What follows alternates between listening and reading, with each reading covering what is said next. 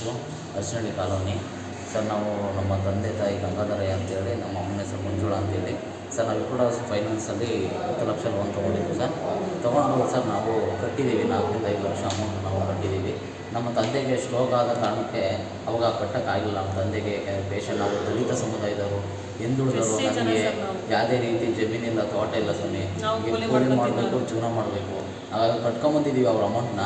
ನಮ್ಮ ತಂದೆಗೆ ಯಾವಾಗ ಸ್ಟ್ರೋಕ್ ಆಗೋಣ, ಅದು ನಮ್ಮ ತಂದೆಗೆ ಪೇಷಂಟ್ ಏನು ಟ್ರೀಟ್ಮೆಂಟಿಗೆ ಅಮೌಂಟ್ ಇಲ್ಲದೆ ನಾವು ಮಾಡಿದ ಕೆಲಸಕ್ಕೆ ಬರೋಂಥ ಸಂಬಳ ಪ್ಲಸ್ ಏನು ಕೂಲಿ ಮಾಡ್ತೀವಿ ಆ ಅಮೌಂಟ್ನೆಲ್ಲ ನಾವು ಟ್ಯಾಬ್ಲೆಟ್ಸು ನಮ್ಮ ತಂದೆಗೂ ತುಂಬ ಕಡೆನೇ ಎಲ್ಲ ಮಾಡಿ ಖರ್ಚು ಮಾಡಿ, ಹಾಗಾಗಿ ನಾವು ಮನೆ ಕಂತು ಕಟ್ಟೋದ 14 ಕಂತು ನಿಲ್ಲಿಸಿದ್ವಿ ಸ್ವಾಮಿ.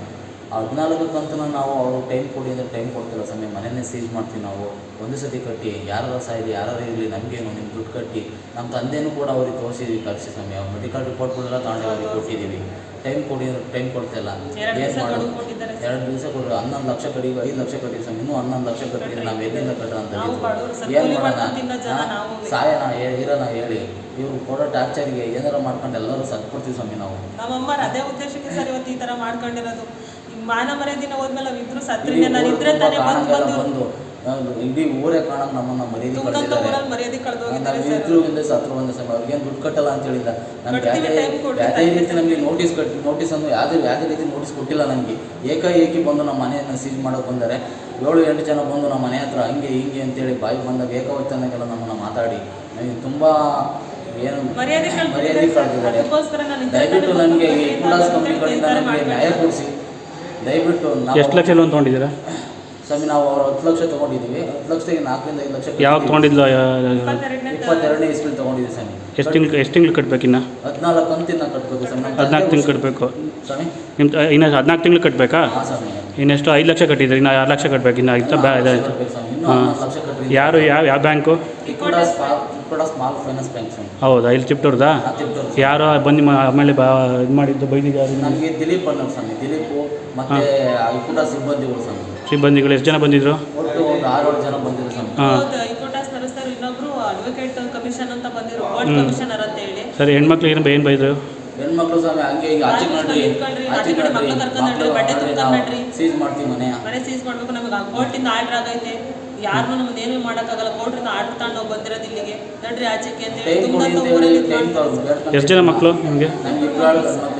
ನೀವೇನು ಕೆಲಸ ಮಾಡ್ತೀರಾ ಸ್ವಾಮಿ? ನಾವು ಹೆಂಗೆ ಕೂಲಿ ಮಾಡ್ತೀವಿ ಅಂತ ಜೀವನ ಮಾಡ್ತೀವಿ ಸ್ವಾಮಿ. 2 ಮಕ್ಕಳಿದೆ ಸ್ವಾಮಿ. ನಮ್ಮ ತಂದೆಗೆ ಸ್ಟ್ರೋಕ್ ಆಗಿದೆ. ನೋಡ್ಬೇಕು, ಮಕ್ಕಳನ್ನು ಸಾಕ್ಬೇಕು, ಮಕ್ಕಳನ್ನು ಒದಕ ಜೀವನ ಮಾಡೋದೇ ಕಷ್ಟಕ್ಕೆ ಬಂದು 5 ರೂಪಾಯಿ ದುಡ್ಡಲ್ಲಿ ನಾವು ಏನು ಇದನ್ನೇ ಕಟ್ಟೋಣ? ಏನು ಕಟ್ಟಲ್ಲ ಅಂತ ಹೇಳ್ತೀವಿ. ಟೈಮ್ ಕೊಡ್ರಿ ಅಂತ ಕೇಳಿದಷ್ಟೇ ಸರ್. ಕಾಲಿಗೆ ಹಿಡ್ಕೊಳಕ್ಕೆ ಹೋದ್ರು ನಡೆಯಮ್ಮ ಇವೆಲ್ಲ ನಡೆಯಲ್ಲ. ಫಸ್ಟ್ ದುಡ್ಡು ಕಟ್ರೆ ಆಮೇಲೆ 2 ದಿವಸ ಅಂತ ದುಡ್ಡು ಕಟ್ತಾ ಹೋದ್ರೆ ಬಂದು ಮನೆಯೆಲ್ಲ ಬೀಗ ಹಾಕೋ ನಿಮ್ಮನ್ನ ಆಚೆ ಕಡೆಗೆ ಹೋಗ್ತೀವಿ ಅಂತ ಅಂತಾರೆ ಸರ್.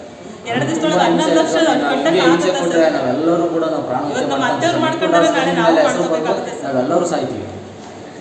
ಇಕ್ವಿಟಾಸ್ ಕಂಪ್ನಿ ನಮಗೆ ತುಂಬ ಏನು ಮಾಡ್ತಿದೆ ಅಂದರೆ ಏನೋ ಗೊತ್ತಿಲ್ಲ ಸ್ವಾಮಿ. ಎಲ್ಲರೂ ಬಂದು ನಮಗೆ ಮರ್ಯಾದೆ ಕಾಳೋದು ಕೊಟ್ಟಲೇಬೇಕು ಅಂತಂದ್ರೆ ಸ್ವಾಮಿ. ಕಷ್ಟ ಇದೆ ಅಂತ ತೋರಿಸಿದ್ರು ಕೂಡ, ನಮ್ಮ ತಂದೆ ಹಿಂಗೆ ಆಯ್ತು ಅಂತ ತೋರಿಸಿದ್ರು ಕೂಡ ಅವ್ರು ಹೆಂಗಾರಲ್ಲಿ ಅವ್ರು ಸತ್ತೋಗ್ಲಿ, ಕಟ್ರಿ, ಇಲ್ಲ ಸಾಯಿರಿ ಹೋಗಿ ಅಂತ ಹೇಳ್ತಾರೆ ಸ್ವಾಮಿ. ಎಲ್ಲೋಗಿ ಸಾಯಿನೋ ಸ್ವಾಮಿ, ಸಾಯಿರಿ, ಸಾಲ ಮನ್ನಾ ಆಗುತ್ತೆ ಅಂತಾರೆ.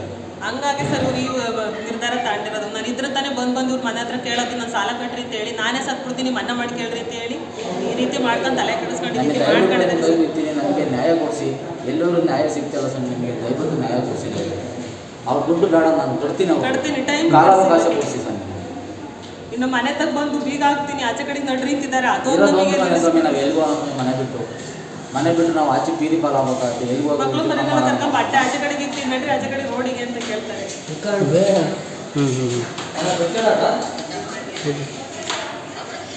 ಹೇಳಿ.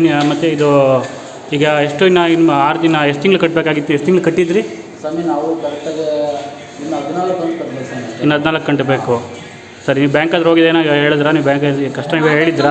ಹಾಸ್ಪಿಟ್ಲ್ ನಿಮ್ಮ ತಂದೆ ಇದೆಲ್ಲ ತೋರಿಸಿ ಹೇಳಿದ್ರು ಅವ್ರಿಗೆ? ಯಾವ್ದು ಬ್ಯಾಂಕಿಗೆ ಆಫೀಸ್ಗೆ ರಿಪೋರ್ಟ್ಗಳೆಲ್ಲ ಕೊಟ್ಟು ಟೈಮ್ ಕೊಡಿಸ್ತೀವಿ ಅಂತ ಹೇಳಿ ಏಕೈಕಿ ಬಂದು ಟೈಮ್ ಕೊಡಿಸ್ತೀನಿ ಅಂತ ಹೇಳಿ ಆಸ್ಪತ್ರೆ ರಿಪೋರ್ಟ್ಗಳೆಲ್ಲ ಇಸ್ಕೊಂಡು ನಮಗೆ ಮೋಸ ಮಾಡಿದ್ರು ಸ್ವಾಮಿ.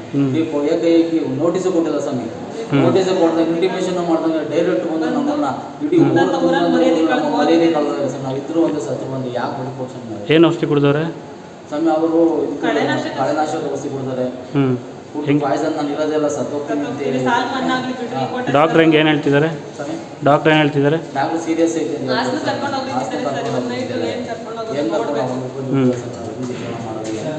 ಇದು ಮಾಡೋದು ಅನ್ನೋದೇ ಗೊತ್ತಾಗ್ತದೆ. ನಮ್ಮ ತಂದೆಗೆ ಸ್ಟ್ರೋಕ್ ಆಗೈತೆ, ಹ್ಮ್. ಈಗ ಅವರು ಕೂಡ ಯತ್ನ ಮಾಡಿ ಅವ್ರಿಗೂ ಹಿಂಗಿದ್ದಾರೆ. ಅವಾಗಲೇ ಹೋಗ್ಲಾ ಸರ್? ಹ್ಞೂ ಓಕೆ. ನೀವು ಯಾವ ಸಮುದಾಯದ ಅಂತ ಹೇಳಿದ್ವಿ? ನಾವು ದಲಿತ ಎಸ್ ಸ್ವಾಮಿ, ಹ್ಮ್. ದಲಿತರು ನಾವು ಮಾದಿಗಳು ಸ್ವಾಮಿ. ಹ್ಞೂ ಹ್ಞೂ ನಮ್ಗೆ ಯಾವುದೇ ತೋಟ ಅಡುಗೆಗಳು ಏನಿಲ್ಲ ಸ್ವಾಮಿ. ನಾವು ಅವತ್ತು ಕೂಲಿ ಕೂಲಿ ಮಾಡ್ಕೊಂಡು ಮಾಡ್ಬೇಕು, ಅವತ್ತಿನ ತಿನ್ನೋದು. ಜೀವನ ಮಾಡಬೇಕು ಸ್ವಾಮಿ. ಹ್ಞೂ ಹ್ಞೂ ಅದರಲ್ಲೂ ನಮ್ಮ ಅತ್ತೆ ನಮ್ಮ ಅವರ ಸಾಕ್ಯಂದ್ರೆ 2 ಮಕ್ಕಳು ಸಾಕ್ಯಂದು ನಾವು ಬದುಕ್ತಿರೋದು ಕೂಲಿ ಮಾಡ್ಕೊಂಡು. ನಮಗೂ ಯಾವ ಆದಾಯ ಯಾವ ವರಮಾನನೂ ಇಲ್ಲ, ಕೂಲಿ ಮಾಡ್ಕೊಂಡು ತಿನ್ನೋ ಜನ ನಾವು. ಇದ್ದಕ್ಕಿದ್ದಂಗೆ 2 ದಿವಸ ದುಡ್ಡಿಗೆ 11 ಲಕ್ಷ ದುಡ್ಡು ಎಲ್ಲಿ ಬಡಿಸೋದು ಹೇಳಿ ಸರ್? ನಾವು ಇಲ್ಲಾಂದ್ರೆ ಬೀಗ ಹಾಕೊಂಡು ಹೋಗ್ತೀವಿ, 2 ದಿವಸ ಹೊತ್ತಿಗೆ ದುಡ್ಡು ಅಡ್ಜಸ್ಟ್ ಮಾಡ್ಕೊಂಡಿರ್ವಿ, ಇಲ್ಲಾಂದ್ರೆ ಬೀಗ ಹಾಕೊಂಡು ಹೋಗ್ತೀವಿ. ಹಿಂಗಂದಾಗ ನಾವು ಬದುಕೋದು ಹೆಂಗೆ, ಬಾಳೋದು ಹೆಂಗೆ? 11 ಲಕ್ಷ 2 ದಿವಸಕ್ಕೆ ಹೊಂಚಕ್ಕೆ ಆಗುತ್ತೆ ಸರ್ ನಾವು ಬಡಬಗರು? ಸರಿ. 11 ಲಕ್ಷ ಕಟ್ಟಕ್ಕೆ ಎಲ್ಲಿ 2 ದಿನದೊಳಗೆ ಹೆಂಗೆ ಅರೇಂಜ್ ನಮಗೆ ಮಾಡೋದು? ಕಾಲಾವಕಾಶ ಕೊಡಿದ್ರು ಕೊಡ್ತಿಲ್ಲ ಸರ್ ನಾವು. ನಾವು ಕಟ್ಟಲ್ಲ ಅಂತ ಹೇಳ್ತಾರೆ, ನಾವು ಮೋಸನೂ ಮಾಡಲ್ಲ. ಕಾಲಾವಕಾಶ ಬೇಕು ನಮಗೆ ಕಟ್ಟಕ್ಕೆ.